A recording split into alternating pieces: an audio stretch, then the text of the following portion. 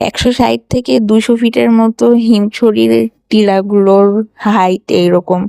তো আজকে আমরা যাচ্ছি হিমছড়ির টিলা দেখতে এবং টিলা থেকে সমুদ্র সৈকতের যে ভিউ সেটা দেখতে। তো প্রথমে আমরা দরিয়াকান্দি রাস্তা পার হচ্ছি, অনেকটা ঝাউবন ছিল এবং ঝাউবন থেকে আমরা পার হয়ে আরো সামনের দিকে যাব এবং এটা আমাদের হোটেল থেকে প্রায় যেতে আমাদের 45 মিনিট, সর্বোচ্চ 45 মিনিট আমাদের লেগেছিল। আমরা অটোতে করে যাচ্ছিলাম। আমরা যেহেতু কোনো ট্যুরিস্ট টিমের সঙ্গে যাইনি, কোনো গ্রুপের সঙ্গে যাইনি, নিজেদের মতো করেই যাচ্ছিলাম। তো এই হচ্ছে এই দরিয়াকান্দি বিচ এবং এখান থেকে দেখা যাচ্ছে কত সুন্দর। দরিয়াকান্দিতে সমুদ্রের ঢেউটা অত একটা উত্তাল না, যতটা না লাবণী বিচে আমরা দেখেছি।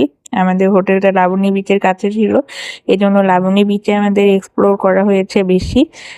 আর এখন আমরা মেইনলি যাচ্ছি হচ্ছে হিমছড়ি টিলায় উঠতে এবং টিলার উচ্চতা আমি একটু আগেই বলেছি যে 160 থেকে প্রায় 200 ফিট, এত উঁচু। এবং টিলায় উঠতেও আমাদের খুবই কষ্ট হচ্ছিল, খুবই উঁচু উঁচু সিঁড়ি। আমি যখন হিমছড়ি যাওয়ার উদ্দেশ্যে বের হই তখনও পর্যন্ত আমি জানতাম না যে টিলাগুলো এত উঁচু। এবং হচ্ছে এই এই মাথার ব্যান্ডটা একটা বাচ্চা ফ্রি দিয়েছে এবং এটা আমার খুবই ভালো লেগেছে। এই শুরু হলো আমাদের যাত্রা উঁচু উঁচু সিঁড়িতে চলা এবং সামনে আমরা আরো উঁচুতে উঠতে পারবো। এই টিলার মধ্যে অনেক সুন্দর সুন্দর গাছপালা দেখতে পারবেন এবং আমি মনে মনে ভাবছি এই টিলার মধ্যে এত গাছপালা কিভাবে হচ্ছে এবং কাছ থেকে অনেক বড় বড় গুড়িও দেখা যাবে।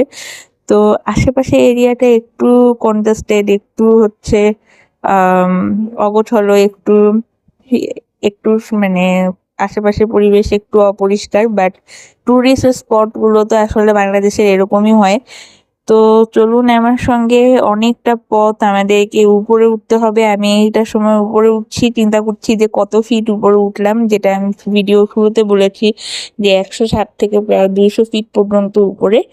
তো এই হচ্ছে সিঁড়িতে উঠতে উঠতে আপনাদের জন্য মাঝে মাঝে কিছু শর্ট নিয়ে নিচ্ছি, কারণ সিঁড়িটা এতটাই খাড়া যে উঠতে গিয়ে মনে হচ্ছে যে আর পাচ্ছি না এবং নামার সময় কিন্তু এত একটা কষ্ট লাগেনি। এই যে একটু আগে যে গুড়ির কথা বললাম, যে টিলার উপরে এত বিশাল বড় বড় গাছের গুড়ি এবং এই গুড়িগুলো দেখতেই হচ্ছে যে মানুষ মনে হয় ওখানে যায়। এই টিলার উপরে এত সুন্দর গাছপালা, আর এটা তো বর্ষাকাল এবং বর্ষাকালে পাতা টাতাগুলো এত সুন্দর, এত সবুজ হয়ে আছে যে আপনার মন চাবে না যে সেখান থেকে ফিরে আসি। এবং যদি বলি যে কক্সবাজারের মধ্যে অ্যাডভেঞ্চারাস রাইড বা অ্যাডভেঞ্চারাস কি আছে, অ্যাডভেঞ্চারাসের মধ্যে এই টিলায় উপরে উঠা এটা কিন্তু খুবই অ্যাডভেঞ্চারাস ছিল আমার জন্য। যদিও আমার পাহাড়ে ওঠার এক্সপিরিয়েন্স হয়নি, কিন্তু এইটা এক্সপিরিয়েন্স করতে গিয়ে আমার মনে হলো যে রাঙামাটি বান্দরবানও আমার এক সময় যাওয়া উচিত।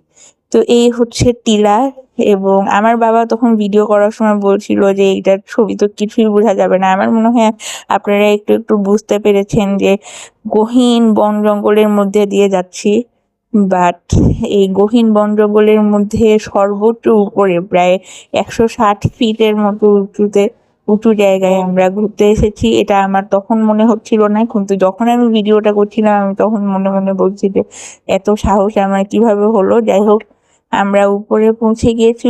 এই দেখেন সমুদ্র সৈকত, এই হিমছড়ির এই জায়গাটা থেকে সমুদ্র সৈকত দেখার যে এক্সপিরিয়েন্সটা খুবই সুন্দর, খুবই সুন্দর। মানে পাহাড় থেকে সমুদ্র সৈকত এত সুন্দর লাগে। এবং আশেপাশে আমি যতটা সম্ভব পেয়েছি সমুদ্রের ভিউটা নেয়ার চেষ্টা করেছি। এখানে না অনেক বুনো ফুল আছে, বনের মধ্যে ফুল আছে এবং এই টিলার উপরে কিছু ডাব বিক্রি করছে। পাহাড়ি অঞ্চলের ডাবগুলো খেয়াল করে দেখবেন যে বেশ বড় সড়ো হয়। আমরা ঢাকায় বা আশেপাশে যে ডাবগুলো খাই সেগুলোর তুলনায় একটু বড়, আমার কাছে সেটা মনে হয়েছে। এবং দেখেন টিলার উপরে কত গাছপালা, মানে মনে হচ্ছে যে একটা জঙ্গলের মধ্যে আছি। জঙ্গল থেকে এখান থেকে হেঁটে যেতে যেতে যেতে আমরা আরো উপরে উঠবো।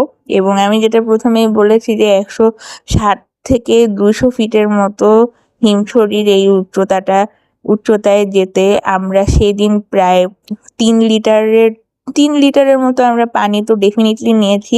আমরা একটু করে পানি খেয়েছি আর একটু করে এগিয়ে গিয়েছি। এই দেখেন, এই সময় আপনারা একটা ম্যাজিক দেখতে পারবেন যে পিছন দিকে হচ্ছে কক্সবাজার সমুদ্র সৈকত এবং হিমছড়ি, এটার একটা ভিউ। আবার এই যে সামনে দরিয়াকান্দি বিচ, এখানেও আমি যাব, সেখান থেকেও একরকম ভিউ আপনারা দেখতে পাবেন। এবং এই সুন্দর ভিউটা উপভোগ করতে চাইলে, এরকম আরও সুন্দর সুন্দর ইনফরমেশন এবং ভিউ দেখতে চাইলে হার্টের পেজের সঙ্গে থাকুন।